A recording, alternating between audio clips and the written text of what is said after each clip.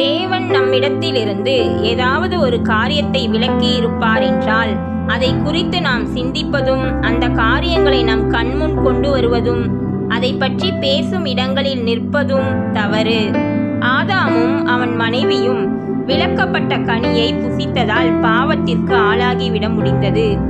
தேவன் அந்த ஒரு மரத்தின் கனியை மட்டும்தானே விலக்கி வைத்திருந்தார். அவ்வளவு பெரிய தோட்டத்தில் எவ்வளவு மரங்கள், எவ்வளவு கனிகள் தேவன் கொடுத்திருந்திருப்பார். ஆனால் விலக்கப்பட்ட கனியினால் பாவம் வந்தது.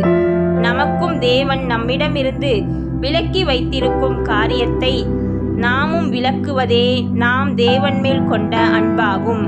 தேவன் விலக்கி வைத்த காரியம் எதுவாக இருந்தாலும் அதை சிந்திக்காமல், அதை பற்றி பேசாமல், அதன் அருகே செல்லாமல் தேவன் காண்பித்த வழியிலே செல்லும் பொழுது பாவம் நம்மை அணுகாது.